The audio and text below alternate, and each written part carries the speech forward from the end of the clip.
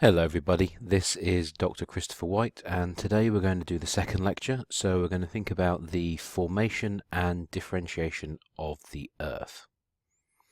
Alright, so at the end of the last lecture we had been dealing with essentially the Earth's formation via the process of accretion from material in a circumstellar disk surrounding a juvenile star. So the Earth has managed to avoid being, by this point, destroyed in an impact, pushed or pulled into the sun, or rejected from the solar system altogether. To make things even better, we've managed to end up in the habitable zone, and we have a planet with a functioning greenhouse effect, so everything is pretty much going our way. So the problem is when we think of the Earth like this, essentially, this beautiful verdant, covered in oceans, covered in land, which are covered in plants. And in contrast, though, at the very, very start of the Earth's life, during the Hadean, around 4.5 billion years ago, the Earth wouldn't have looked like this. It would have looked like this. It would have been essentially nothing but a massive, seething, raging ball of magma. Okay, there would have been no differentiation. It essentially would have just been one massive sphere of magma. And down here you can see just a little note. There's a little note here that says 320 kilometers. So that's a very, very key number.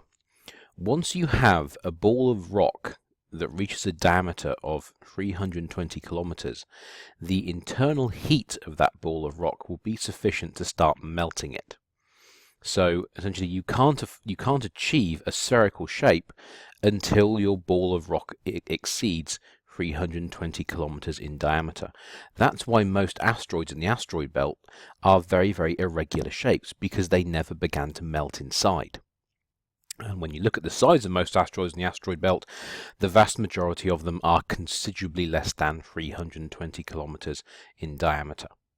Anyway, the Earth is much larger than 320 kilometers in diameter, and that means that the internal heat that was produced was sufficient to begin melting it, and so we end up with this big ball of magma. So the question is how do we go from a big ball of magma with a little thin, crispy crust on the top to a nicely differentiated planet like we have now? So, how is that actually achieved? So what you can see from this diagram is that the Earth's layering is actually separated via two different methods. So the first method is mechanical, and that essentially deals with how does the layer react to stress. And there's one of two ways it can react. Either it will behave in a rigid fashion, so it will behave like a solid, or it will flow, so it will behave like a liquid. So when we look at the layers of the Earth, we see that this top layer here, which consists of the crust and the upper portion of the mantle, behaves as a solid, and so we combine those together to form the lithosphere. Underneath the lithosphere we have the asthenosphere. That layer behaves like a liquid. Underneath the asthenosphere we have the mesosphere. That layer behaves like a solid. Then we go into the outer core. That behaves as a liquid. And then we come into the inner core here. That behaves as a solid. So that's one of the ways that we view the internal layering of the Earth, and that's based on mechanical layering. The other way we look at the layers of the Earth is based on the composition. What are the layers made up of? So let's start with the core. We're going to go the other way this time. So in the case of the core, both the outer core and the inner core are made of the same stuff. And so we lump those two layers together simply as the core. In terms of the mantle, well, the mesosphere, the asthenosphere, and the very bottom of the lithosphere here is once again all the same stuff. So we lump those three layers together as the mantle. And then we have the crust that actually makes up the surface of the Earth. The stuff that we walk around on is continental crust, and that has a very, very distinct composition that is different from the core, the mantle, and the other type of crust, which is oceanic crust. And once again, that has a very distinct composition. So when you do it based on composition, there's only 4 layers to the Earth. There's the core, the mantle, the continental crust, and the oceanic crust. So, but our key factor is, number one, how do we actually know that these layers exist, and then how did we actually form them, and why are they there? So as discussed, geologists separate the internal layers of the Earth based on either the mechanical properties of a layer or the composition of a layer. So we're going to start thinking about the mechanical properties. So essentially, as we discussed, as I just mentioned this a second ago, the way the layer reacts to stress essentially defines whether it will react as a solid, whether it will be rigid, or whether it will flow, in which case we consider it to be a liquid. Alright, so let's start with the lithosphere and the asthenosphere. So why the difference? So data indicates that both the rigid continental and oceanic crust are not detached from the mantle.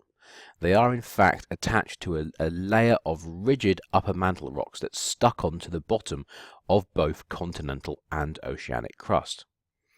So the crust, both oceanic and continental, and this layer of mantle rock that's attached to the bottom of them, when you combine them, you put all that together and you refer to it as the lithosphere.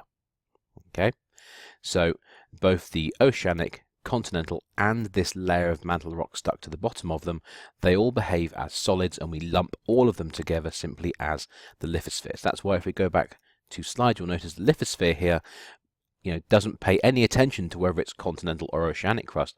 It's all just simply lumped together as the lithosphere.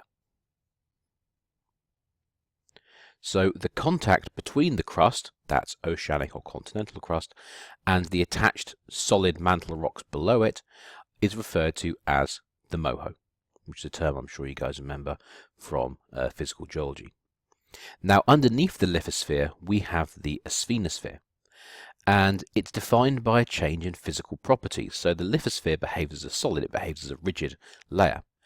Now the asthenosphere, on the other hand, is what's referred to as a mechanically weak layer, and it will essentially undergo ductile deformation. It will flow like a liquid. So modelling suggests that the asthenosphere is actually a mixture of both unmelted rock and some magma. So think of it like a slushy. So, when you go to the cinema and you buy yourself a slushy, essentially what a slushy is about, 90% ice crystals, and about 10% of it is actually the coloured flavoured liquid that actually gives the slushy its colour and its taste. So think of the asthenosphere in the same way. The vast majority of the asthenosphere is actually unmelted crystals, bits of rock. However, there's also a little bit of liquid in there, and essentially this little bit of liquid is what allows the asthenosphere to actually flow like a liquid. So it would seem that the melt appears to be concentrated in the upper 100 kilometers of the asthenosphere.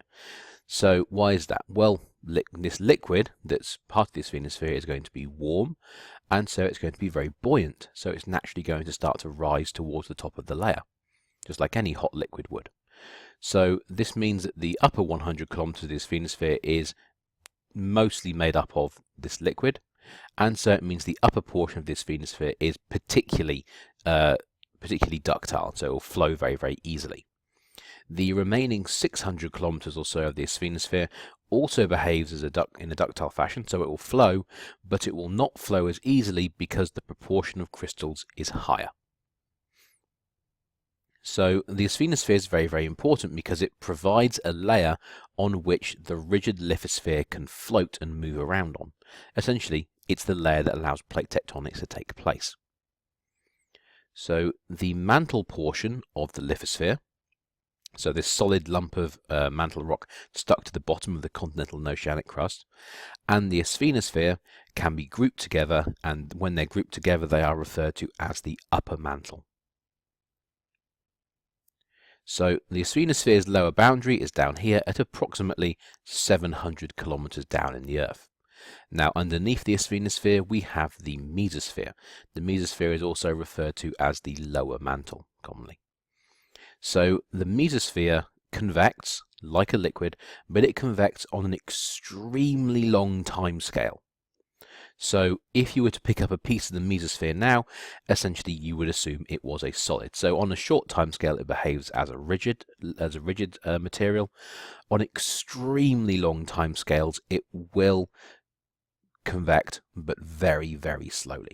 So to all intents and purposes, the mesosphere is referred to as a rigid layer, and so it is different from the overlying asthenosphere, so that's why it's a layer in its own right. So as we continue down, we go into the outer core.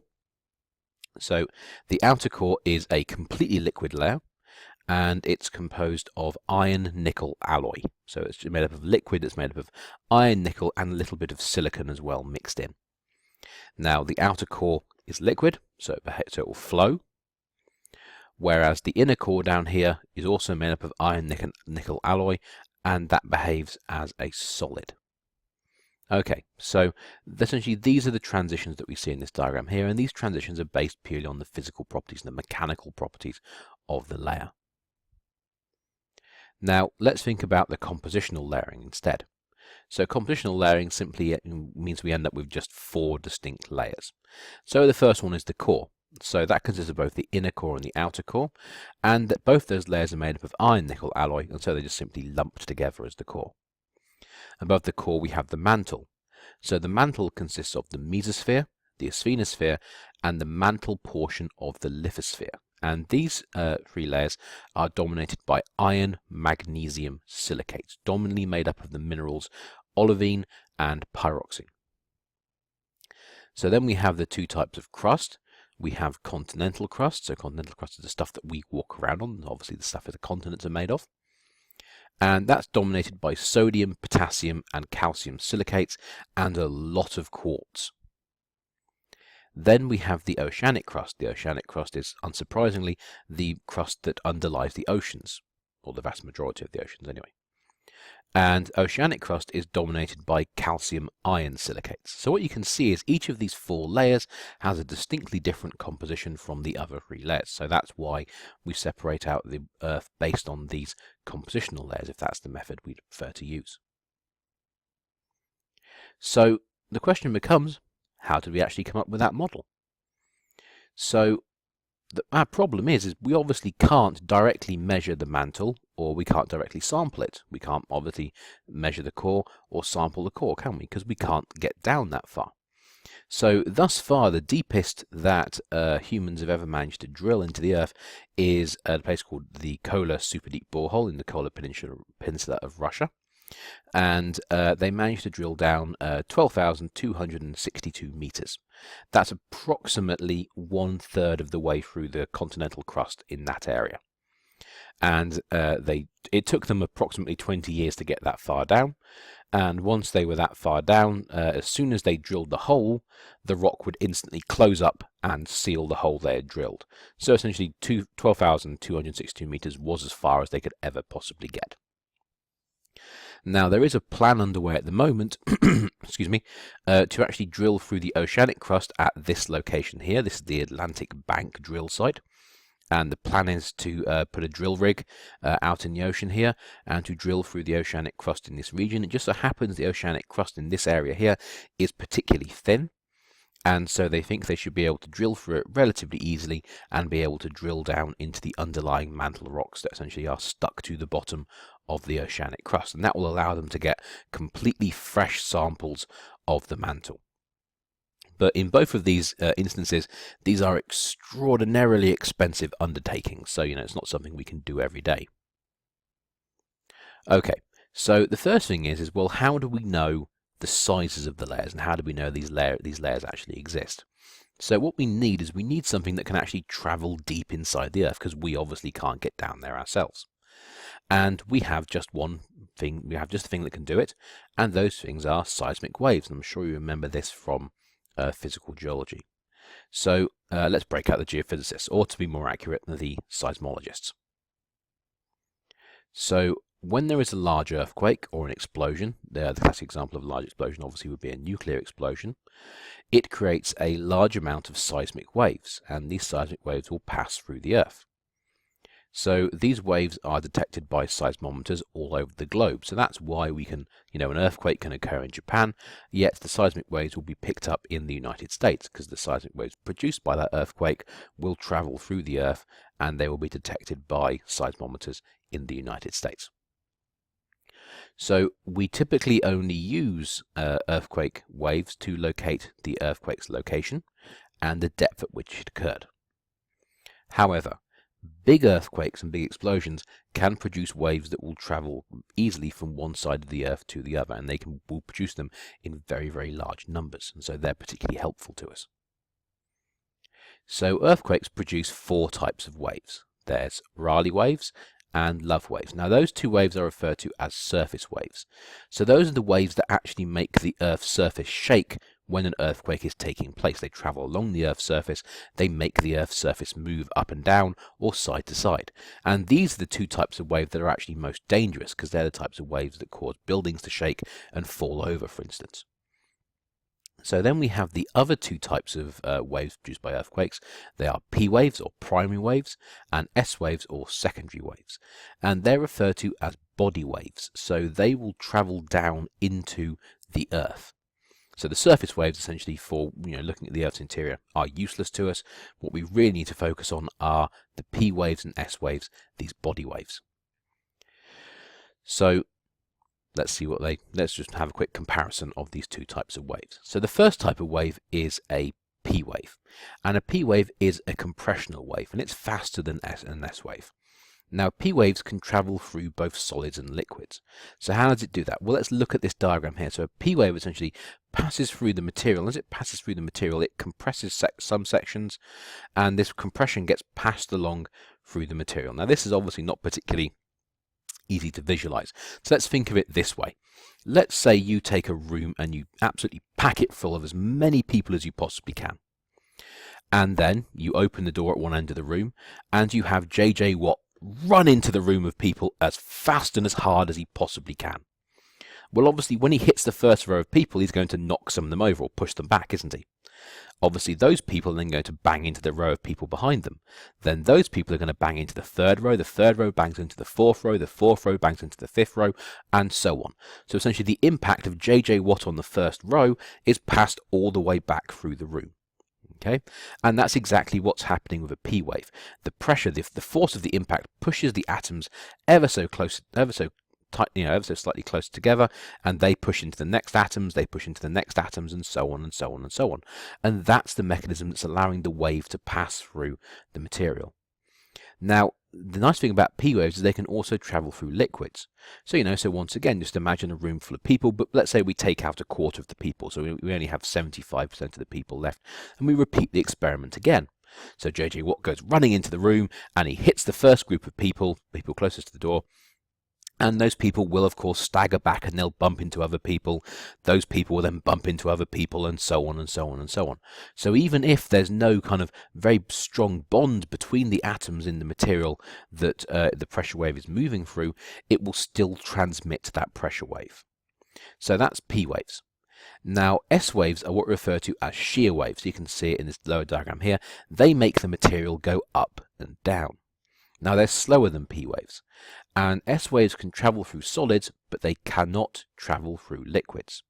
So why is that? So imagine a situation where we have a length of rope and we attach that length of rope to the wall. So one end is attached to the wall, you're standing at the other end, and you start making the rope go up and down. So essentially the rope starts to form waves. Okay, now when the rope is in one piece, the wave will be transmitted from your end of the rope all the way down to the other end of the rope that's attached to the wall.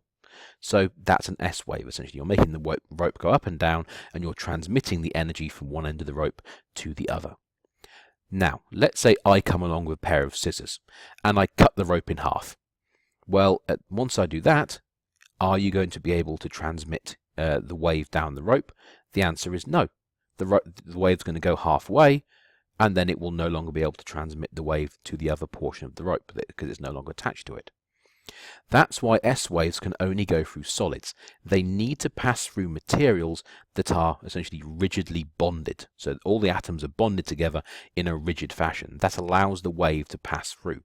As soon as there is a break in the bonds, the wave can no longer pass through. And of course, as I'm sure you guys remember from high school chemistry, liquids consist of molecules that are only very, very weakly bonded together. So essentially, the wave is incapable of passing through liquids.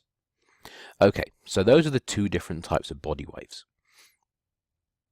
So what do geophysicists actually see when we look at the Earth? Well, the first thing we see that here we have S waves, and here we have P waves, and this up here is the velocity in kilometers a second, and this here is the depth.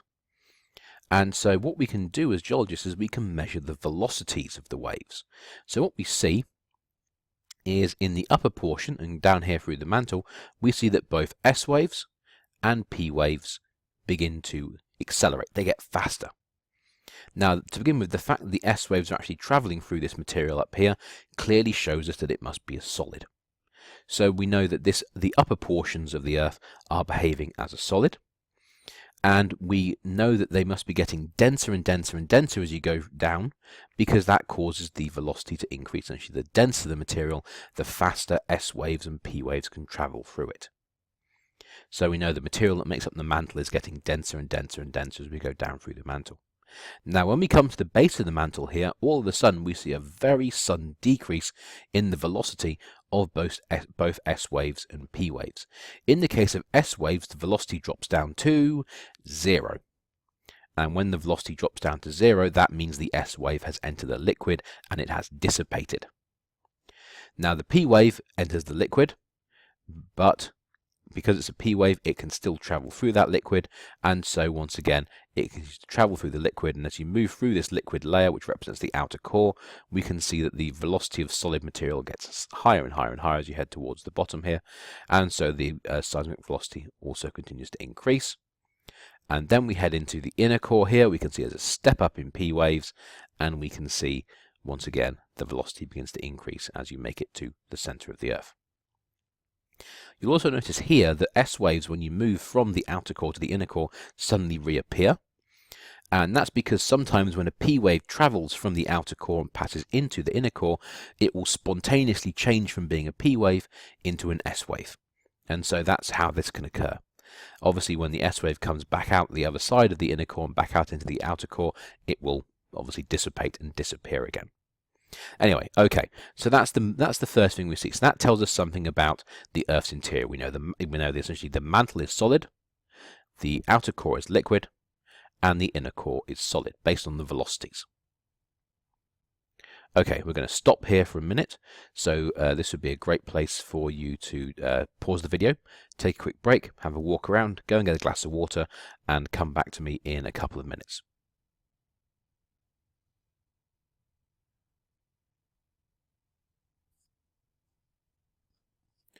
Alright, so the next thing I'm going to think about is why do the portions of the Earth's interior have different physical properties?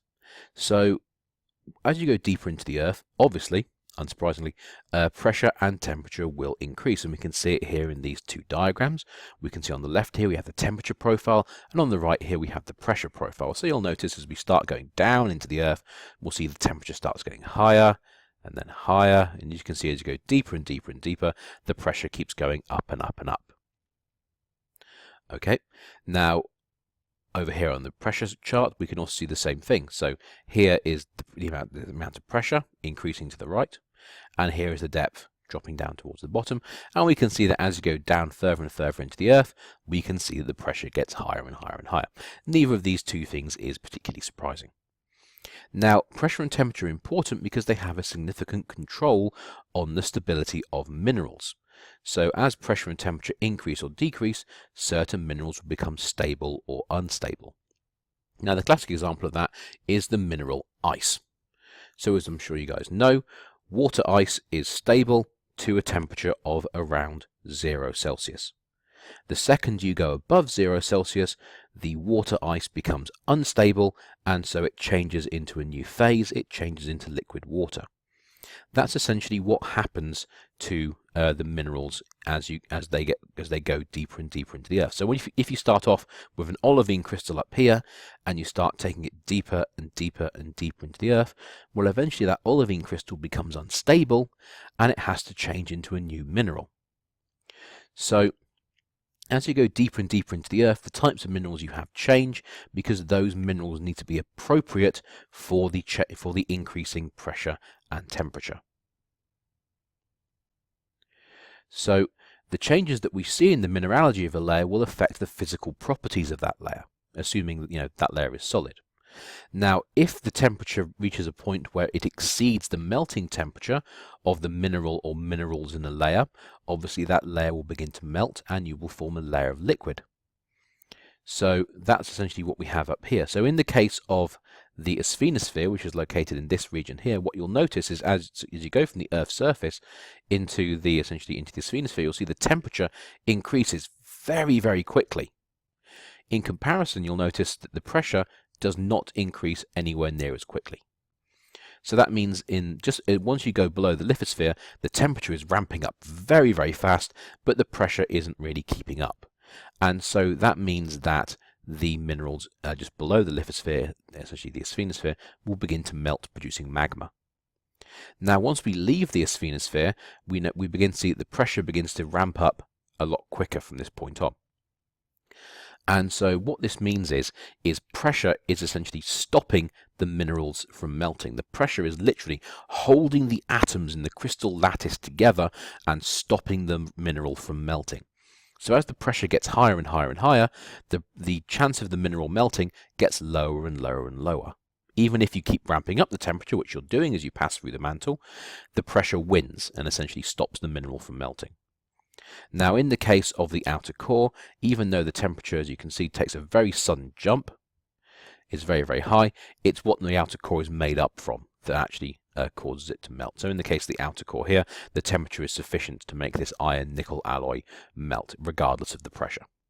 Now then, as we pass into the inner core, once again the pressure begins to win, and it stops the iron-nickel alloy that the core is made from melting, and so you have a solid inner core. So essentially the layers of the Earth, and whether they're melting or not melting, is really due to this battle between temperature and pressure. So if a mineral doesn't melt, then obviously it must be able to deal with the increasing temperature and pressure as you go deeper into the Earth. So most minerals cannot survive the extreme changes in temperature and pressure they go through as you go deeper into the Earth, so those minerals have to change into new minerals that are stable in these new higher pressure and temperature conditions. So typically when a mineral changes to a new mineral that's more stable in higher and pressure temperature conditions, the atoms of the new mineral will be more tightly packed. And this means the mineral that formed will be a lot denser. And this is reflected in this increase in seismic velocity that we see as we go deeper and deeper into the mantle. So this is going to show you, this is going to give you some idea of the changes that we see as we go down into the mantle.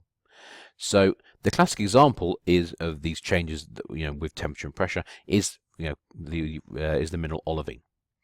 So this diagram here shows you essentially another version of the diagram we saw earlier. Here we have the seismic velocity. So seismic velocity is getting higher as you come up the y-axis, and the depth. So this is the surface of the Earth here, and this is heading towards the center of the Earth down here.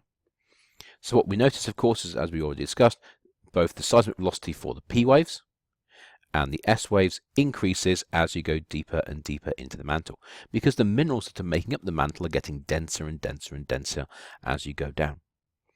And so why does this increase in seismic velocity occur? Well, it's all due to the changes in the mineralogy. So up here in the upper portion of the mantle, the mineral olivine is stable. Now, olivine has density of 3.2 grams per centimeter cubed. I do apologize. And we can see that olivine has a chemical formula of Mg2SiO4. So 2 atoms of magnesium, 1 atom of silicon, 4 atoms of oxygen. Now, olivine is stable until a depth of 410 kilometers. Now, at 410 kilometers, which is marked by this red line here, you will notice there's a sudden step. It's right here in the seismic velocity. There's a sudden increase. And this is showing us that the olivine in this area here is about to transition and form a new phase, which is called Wadsleite. Now, Wadsleite, as you can see here, has a density of 3.84 grams per centimeter cubed, and as such, because it has a higher density, the seismic waves can now pass through it faster. And so this is why we get this sudden increase in the seismic velocity. Now, Wadsleite is stable until a depth of 520 kilometers, when it becomes unstable and it changes into a new mineral, which is ringwoodite. Now, notice that olivine, Wadsleite, and ringwoodite all have the same formula. So when the change occurs, what we have is olivine, essentially, where we have these minerals all recrystallizing to form a new mineral of the same chemical formula. So all that's changing is just you're changing the way the atoms are arranged in the crystal lattice. So as we go from olivine to wasleyite to ringwoodite, all we're doing is we're just packing the atoms in the crystal lattice more and more tightly, making the mineral denser and denser. Now, the change in density from wasleyite to ringwoodite is nowhere near as large, and so it means there isn't a particularly large change in the seismic velocity. So the transition is going to be about here, and you'll notice there's not really much of a change in the seismic velocity. So that's where the change occurs, but you'll notice seismic velocity speeds don't really change that much. Now, then finally down at 660 kilometers in depth, ringwoodite becomes unstable, and it changes into a new mineral called silicate perovskite. Now you notice, number one, the chemical formula is slightly different. It's just one atom of magnesium, one atom of silicon, and 3 atoms of oxygen.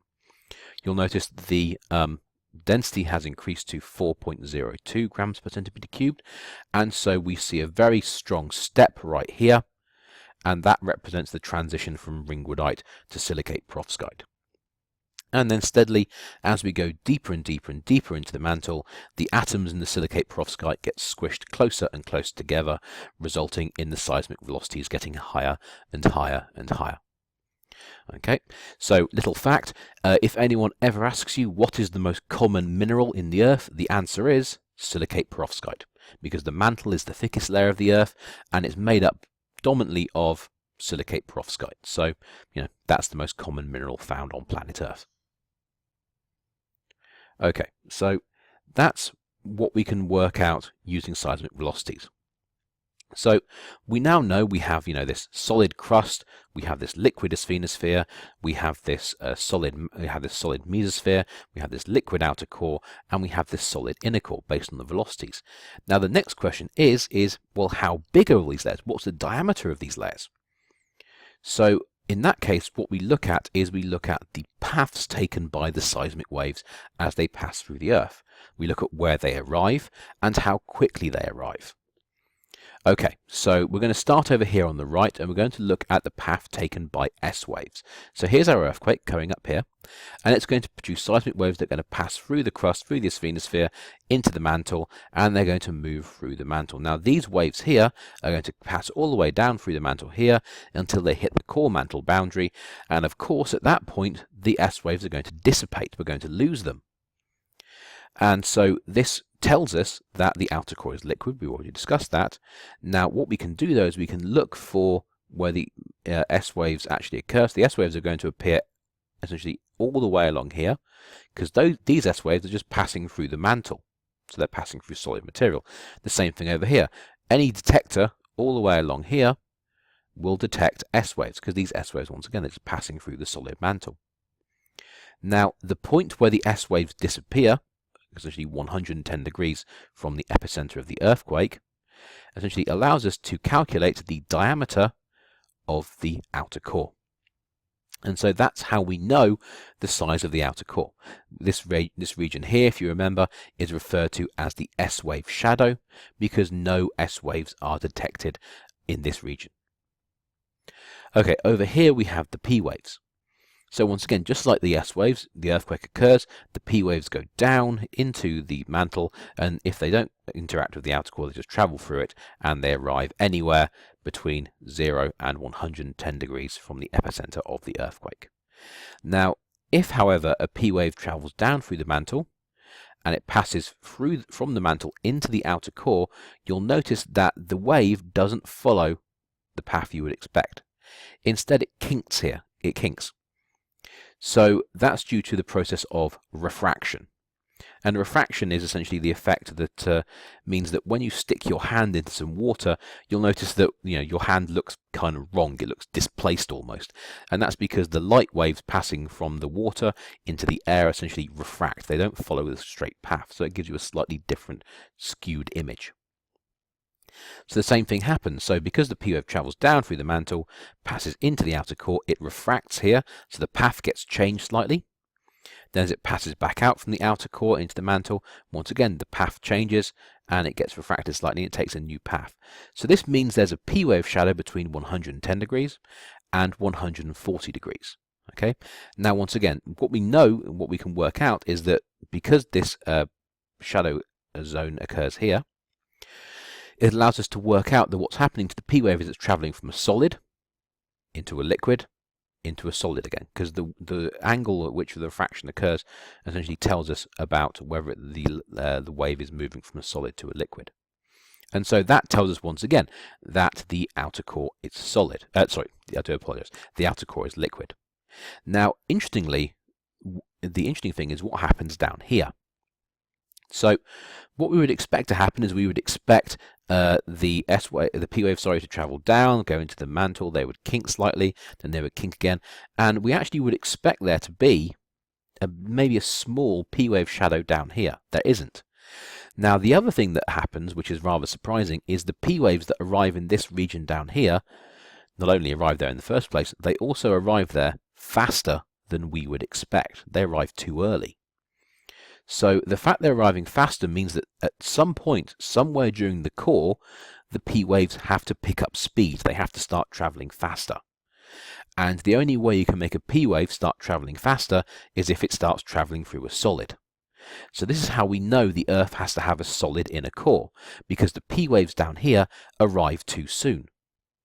Also, because the P waves travel through a solid inner core, it means they get refracted as they go from the liquid outer core into the solid inner core, and this refraction essentially causes the waves, as you can see, to almost go straight down, straight through the Earth.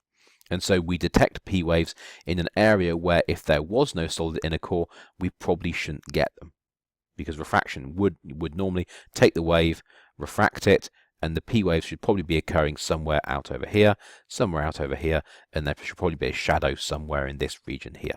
But because there's a solid inner core, it means the P waves are detectable in this region, and they occur earlier than we would expect. So that's how we know there has to be a solid inner core. All right, so our next question is how do we know the composition of the Earth's internal layers? So we can actually get direct samples from a few sources. Well, now, obviously, as scientists, we can go outside and we can collect samples of the continental crust pretty easily. We can whack bits off the surface, we can drill down into it. It's relatively straightforward. The same actually goes for oceanic crust. We can drill down into oceanic crust relatively easily. That's not particularly difficult. Now, the question is where do we get samples of mantle rocks from? Well, one of the ways we can get samples of mantle rocks is if they are included in other igneous rocks as xenoliths. That's the term here, xenolith. So a xenolith is a foreign piece of rock within an intrusive or extrusive igneous rock. So essentially, when the magma forms, that essentially forms the lava, typically it will form by melting in either the mantle or at the very, very top of the mantle. Now, when this melting occurs, it can essentially take pieces of the mantle rock along with the lava, and they can be transported all the way to the surface where they become erupted onto the surface as part of the lava, and then we as geologists can come along later and we can find the rocks including these inclusions and we can analyze them. So that's one way we can get pieces of mantle rock at the Earth's surface. The other way that we can get pieces of mantle rock at the Earth's surface is through the process of abduction. Now, typically when a piece of oceanic crust meets a piece of continental crust, it will subduct below it. However, every once in a while that process goes wrong and the oceanic crust cannot subduct underneath the continental crust. Now, if that happens, there is the possibility that the oceanic crust can actually thrust itself over the top of the continental crust. So you end up with the oceanic crust going over the top of the continental crust, and this is the process of abduction. Now, what this means is you have a piece of oceanic crust that's been essentially pushed onto land. And so, as geologists, we can find that piece of oceanic crust, and that piece of oceanic crust is referred to as an ophiolite. And an ophiolite essentially is a sample of the oceanic lithosphere. It consists of the oceanic crust and the piece of mantle rock that's attached to the bottom of the oceanic crust. So once again, that allows us to see the mantle rocks underneath the oceanic crust because they've been pushed up onto the surface of the Earth. So these are the two ways in which we can get samples of mantle rock. So here we go. So here are some xenoliths. This is from a volcanic rock from New Zealand. We can see these green inclusions here. So these are the xenoliths, and these are pieces of mantle rock that have been swept up with the magma when it was forming in the mantle and have been transported all the way to the surface of the Earth, where they've been erupted onto the surface of the Earth as part of the lava. And then we have an ophiolite. So over here we have the Amman ophiolite. Okay, so the ophiolite itself, as you can see, is marked out here in red. And what you see is the ophiolite itself would consist of a sequence of rocks going from essentially the ocean floor over here, and then as you went towards the coast, as you come towards the coast, essentially you get deeper and deeper into the earth, and these rocks down here towards the eastern side of the ophiolite will be dominated by mantle rocks. And so we can sample those mantle rocks. Now, there is one problem with ophiolites. The problem is this: the minerals that make up mantle rocks, olivine and pyroxene, do not like to be in the presence of water. When they are in the presence of water, they go through a process called serpentinization, and it causes the rocks to alter to form a mineral called serpentinite. So essentially we lose the original minerals and they get replaced by new minerals. So this means that the mantle portion of most ophiolites isn't actually that useful for analyzing the minerals, because in most cases the minerals are destroyed. However, what it allows us to see, though, is it allows us to see large-scale structures in the upper mantle. So we can see essentially how the upper mantle was flowing and stuff like that. So although we can't actually analyze the minerals, we can see structures within the upper mantle. That's why ophiolites are more useful to us. In the case of the xenoliths, as you can see here, they look really, really fresh and new.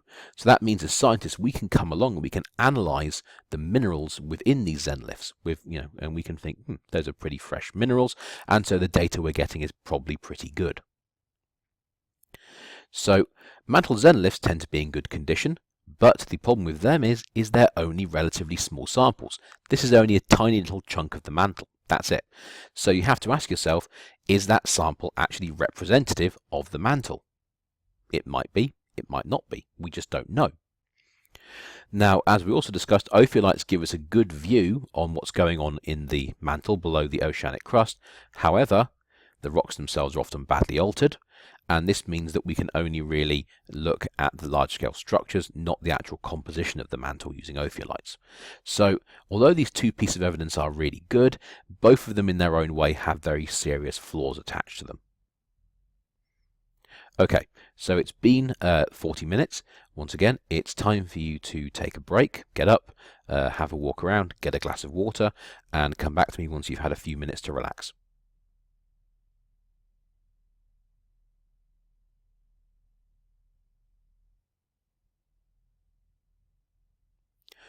Okay, so although ophiolites and these mantle xenoliths aren't particularly great in terms of allowing us to get a definitive idea of what the mantle looks like, they do give us some idea of what the mantle is made up from.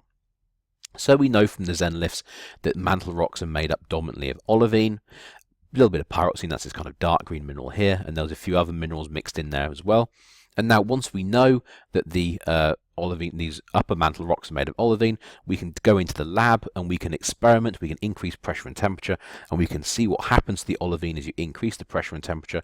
And so in the lab, we can actually produce these minerals here, and that tells us what happens to the olivine as we go deeper and deeper into the mantle. So that's how we know what's going on in the mantle. So the next question is well, how do we know what's going on in the core?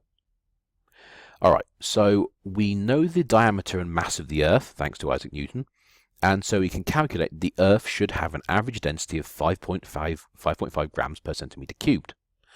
However, when we weigh crustal rocks and oceanic crust, we see that they have a density of 2.5 to 2.8 grams per centimeter cubed. That's nearly, pretty much half of what we would expect. So obviously the question becomes, where's the missing mass? We're missing some heavy stuff. It's got to be somewhere.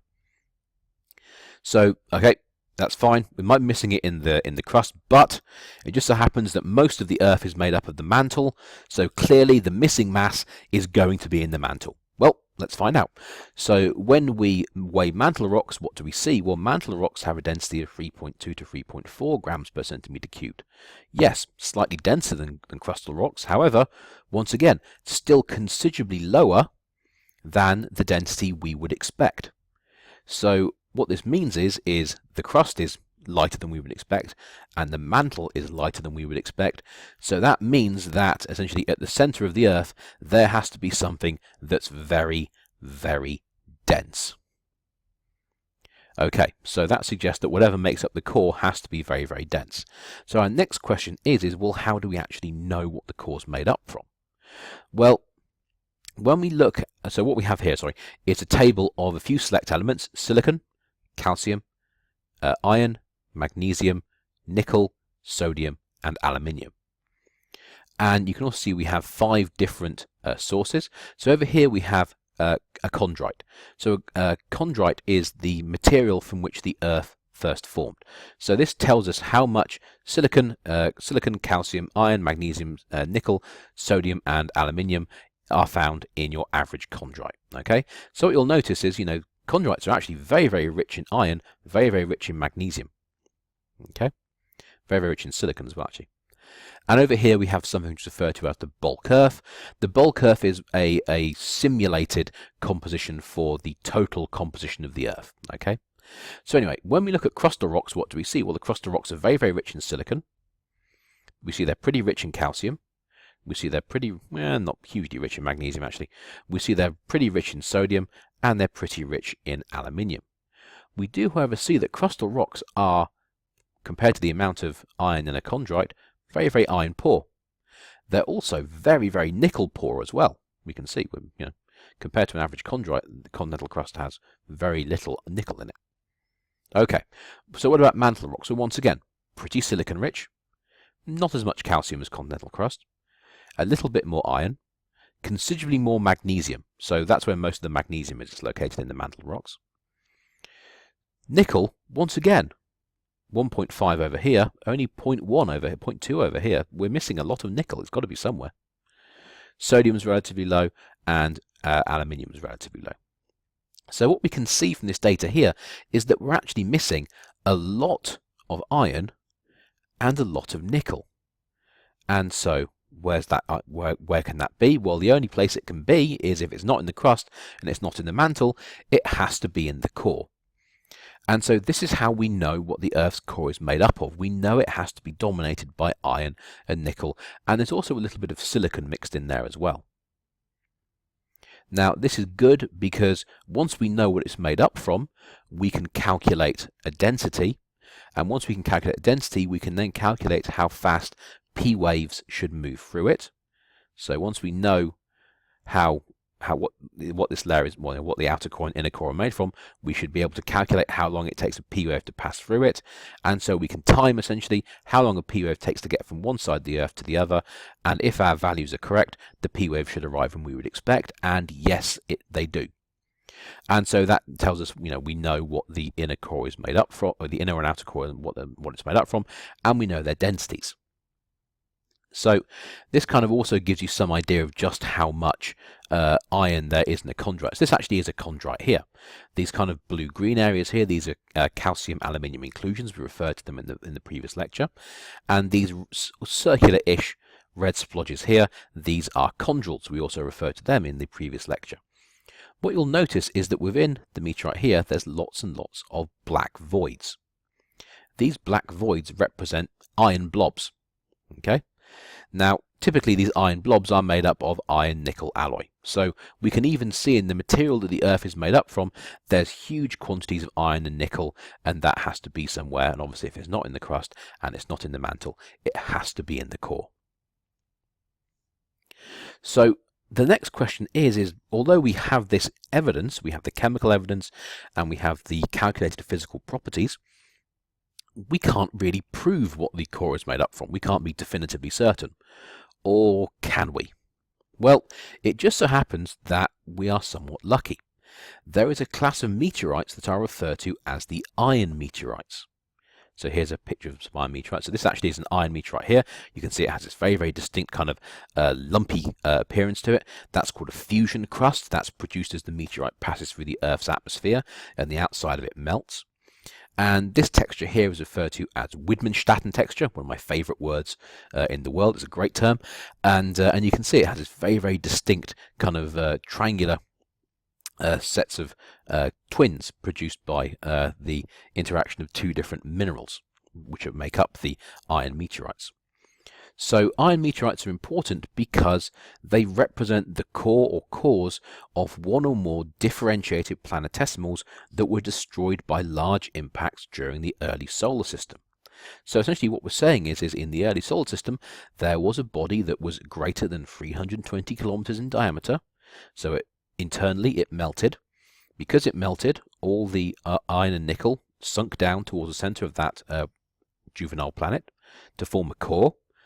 And then that planet was destroyed by a very, very large impact, probably with an equally sized protoplanet. So when that happens, of course, the core of that planet, or planets that get blown up, well, that obviously goes flying out into space, and it forms the iron meteorites. And so the iron meteorites represent the cores of planets that were probably destroyed somewhere in the region of 4.5 to 4 billion years ago. So when we go from there, the next question is okay, we now think we have an idea of what the core is made from. We believe we have samples of what the core should look like. So our next question is how do we actually form the core? How do we actually form the layers inside the Earth? So the magma ocean that the Earth formed from contained so much iron that the silicate magma couldn't actually dissolve it. So the classic way of thinking about it is this. Think of the silicate magma as a glass of water and the iron as salt. Okay, so obviously, as I'm sure you know, if you keep putting spoonfuls of salt into a glass of water, you eventually reach a point where you can no longer dissolve any more salt in that water. So the water has reached a point of what's referred to as saturation. So it's saturated with regard to salt. You cannot dissolve any more salt in it. And the same goes for silicate magma. There's only a certain amount of iron that you can dissolve in a silicate magma. So that means that once you exceed that point, well, any iron that's left over cannot dissolve in the silicate magma, so it has to essentially float around by itself. And that's exactly what it did. It formed its own little iron, well, it formed its own iron liquid. And this iron liquid was float around as blobs within the silicate magma. Now, the iron liquid and the silicate magma are what we refer to as immiscible. They would not mix with one another. So think of it like oil and water.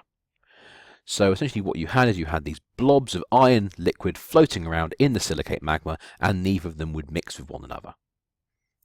So eventually over time, one little blob of iron liquid would meet another blob of iron liquid to make a medium-sized blob of iron liquid.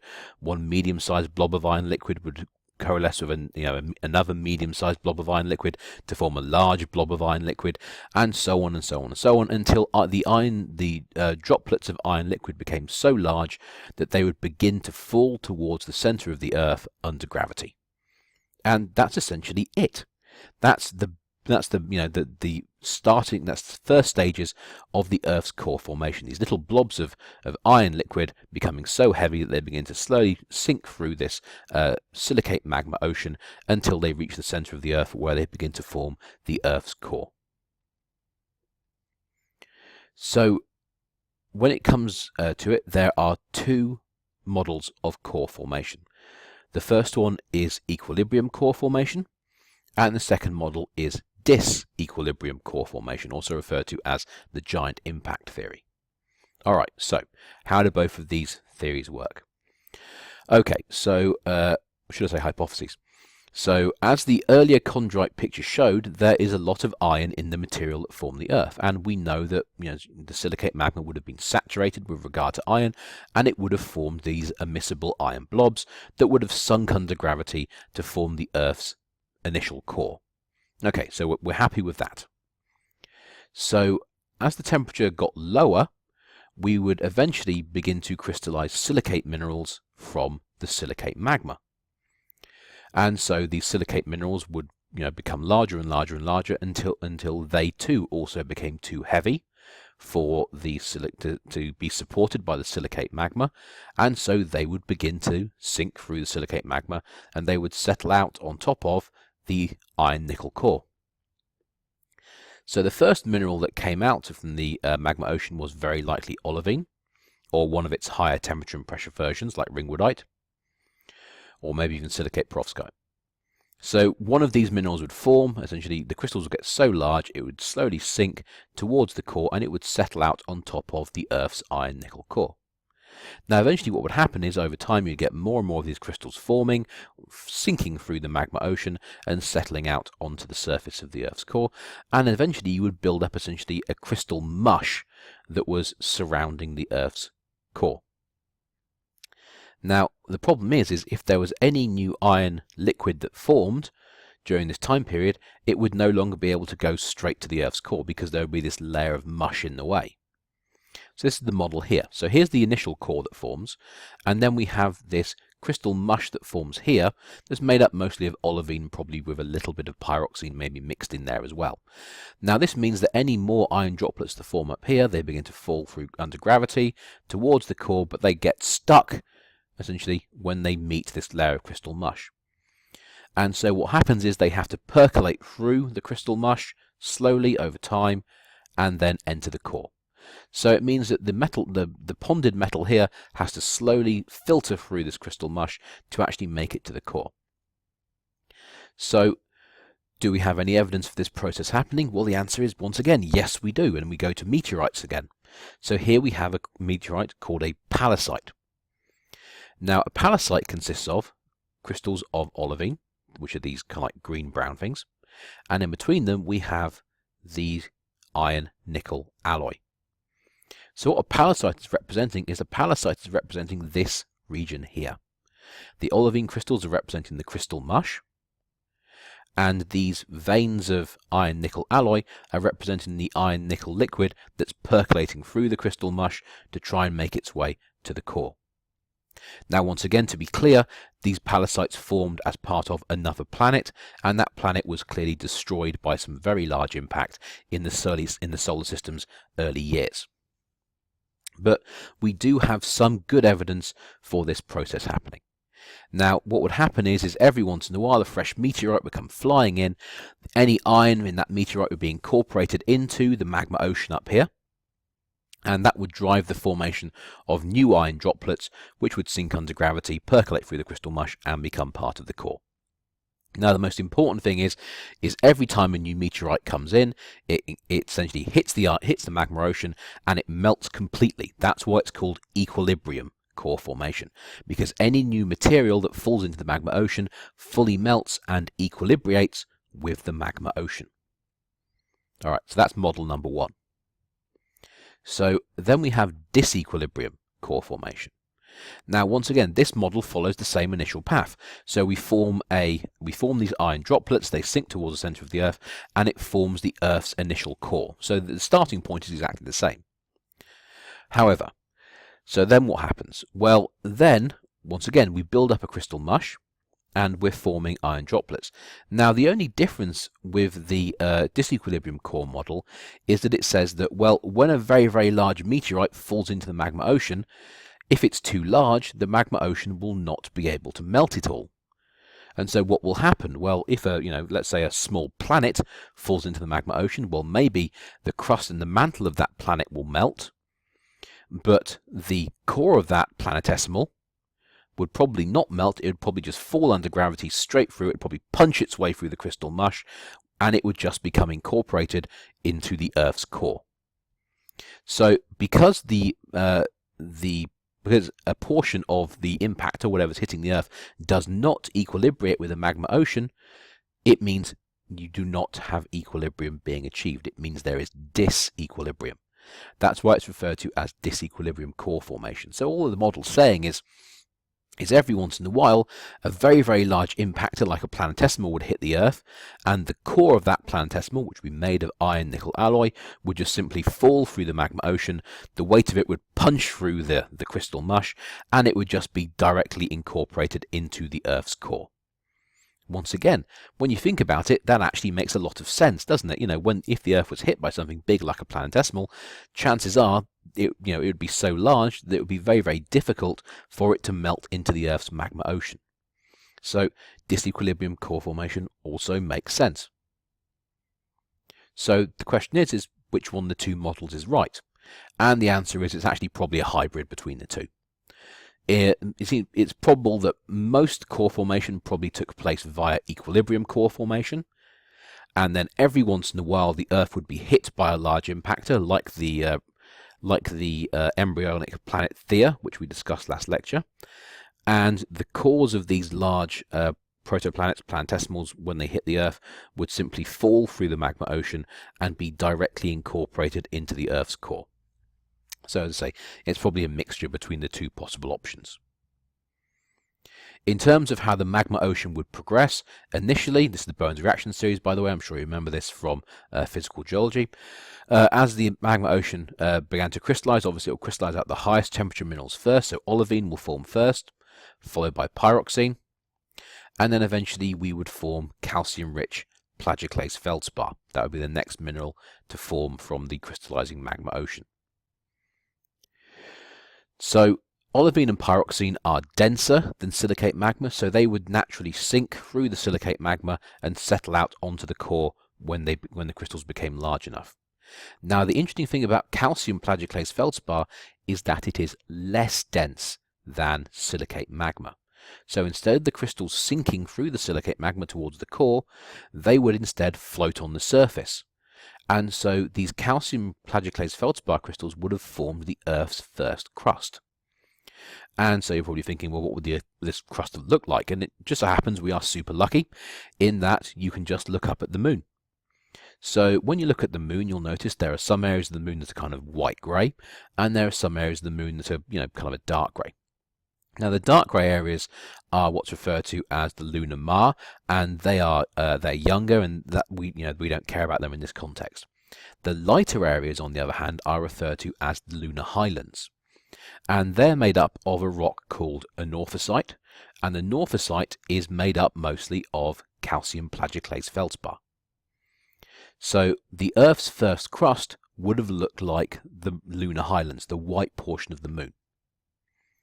So the residual silicate magma that wasn't going to form olivine, pyroxene, or calcium-rich plagioclase feldspar would have become enriched in the elements that did not go to form these minerals. So olivine is iron magnesium silicate, pyroxene is iron magnesium calcium silicate, and calcium-rich plagioclase feldspar is calcium silicon aluminum silicate.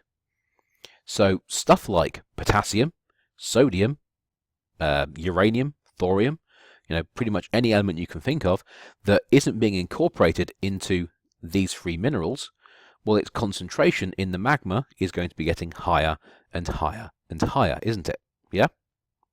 And so that's going to become important in just a second. So here's our basic model. So here's our magma ocean. Now, to be clear, this particular model is for the moon, but it applies to the Earth as well. So here's our magma ocean, and initially we form our core through droplets of iron nickel liquid just sinking down and forming the core at the center of the planet. Then olivine crystals begin to form. These olivine crystals are denser than the silicate magma, so they sink down through the silicate magma and they settle out on top of the core. Over time, we get pyroxene, which is in blue in this diagram, begins to make its appearance as well. And that too will be denser than the silicate magma, and that will also sink down through the core. And so as you can see, we're building up the mantle during this process here. The mantle's getting thicker and thicker. Now, eventually, we start forming calcium plagioclase feldspar, which is less dense than the silicate magma, so it begins to float on the surface of the magma ocean, and it forms the earliest crust. And so eventually the mantle keeps getting bigger, this early crust keeps getting thicker, and eventually you end up with this layer here of material that essentially is of magma that's full of the stuff that wasn't used to make either olivine, pyroxene, or calcium-rich plagioclase feldspar. Things like, as I say, sodium and potassium. And so what will happen is this magma will either intrude this early crust, or it will be erupted onto the Earth's surface, well, what is the Earth's surface in this case, the lunar surface, where it will form essentially very silica-rich magmas and lavas. Those are the types of lavas that are going to form rocks like granite and diorite, and those are the types of rock that make up the continental crust. And so this trapped layer of magma here will start to form the initial building blocks of the continental crust. Now, this process of unused elements becoming more and more concentrated in the magma is referred to as fractional crystallization. Okay, so we're just over an hour, so once again we're going to take a quick break here, pause the presentation, get up, have a walk around, have a glass of water, and come back to me in a few minutes.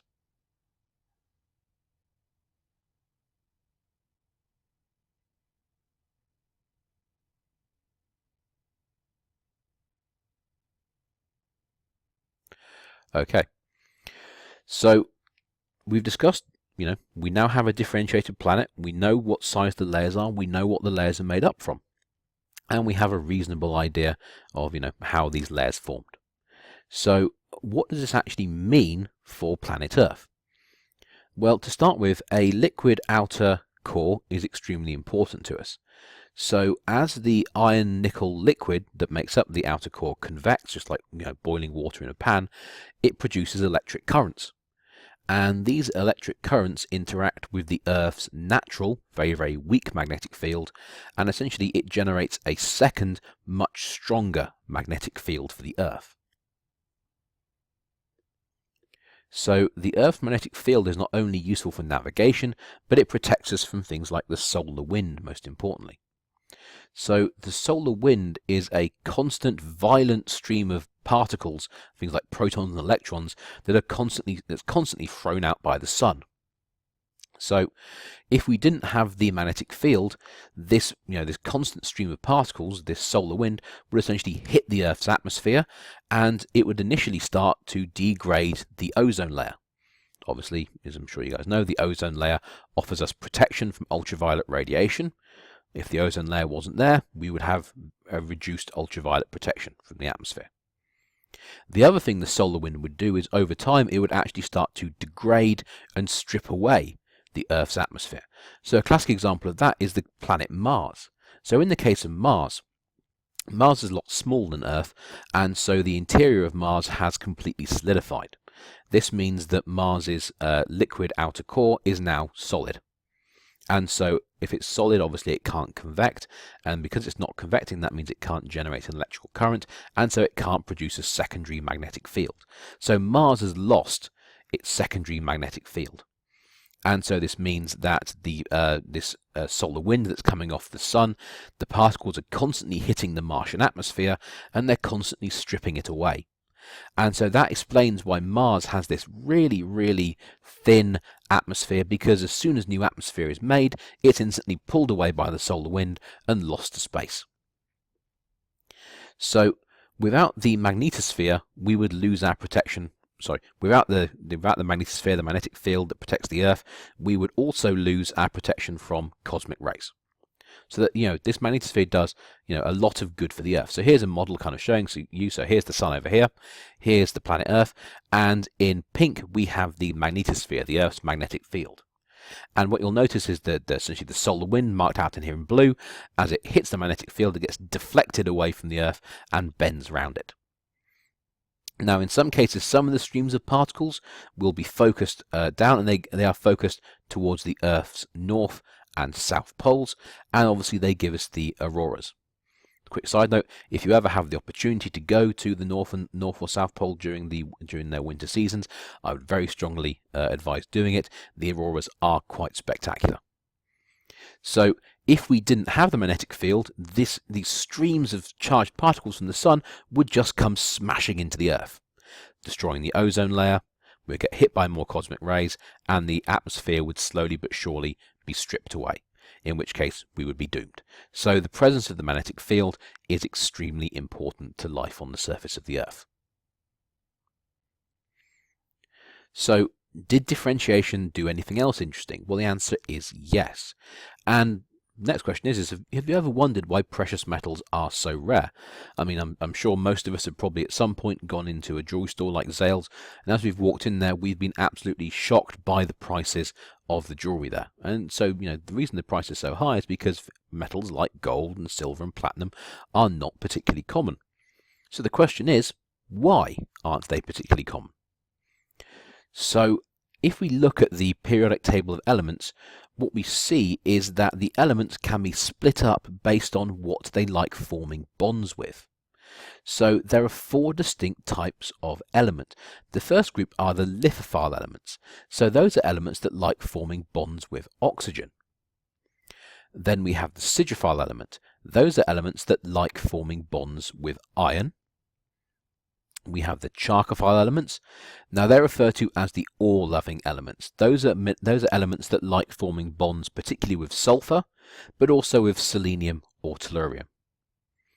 And then we have the atomophile elements. Those are referred to as the gas-loving elements, and those occur as gases at atmospheric pressures. That's going to be stuff like helium, hydrogen, etc. So when we look at the periodic table, here we go. So we can see in orange we have the lithophile elements. In this kind of pinky purple we have the siderophile elements. In yellow we have the charcophile elements, and in blue we have the atomophile elements. So what does this mean? Well, when you form a big blob of iron liquid, and that iron liquid essentially is floating around in the silicate ocean, magma ocean, what's it going to do? Well, obviously any iron-loving element that's in the silicate magma, in the silica ocean, which makes the Earth, is going to move into these iron droplets because it's going to be essentially where they want to be. It's going to want to be under those conditions. So when we have this immiscible iron liquid, it's essentially going to vacuum up the siderophile elements in the magma ocean. And this means that elements like nickel, platinum, palladium, gold, and cobalt will be sequestered into the Earth's core. So here's a diagram here, which covers the abundance of certain elements in the Earth's crust. And so what you'll notice is down here in this yellow region, we have the elements that are notably depleted. So we've got ruthenium, rhodium, palladium, tellurium, rhenium, osmium, iridium, platinum, and gold. These are siderophile elements. So they've been pulled down into the center of the Earth along with this iron-nickel liquid. So it does work the other way though. Some elements would not be compatible with the iron-nickel liquid, and they were not compatible with the olivine, pyroxene, and calcium plagioclase feldspar that crystallized from the magma ocean. And we've already discussed that would include certain elements like sodium and potassium.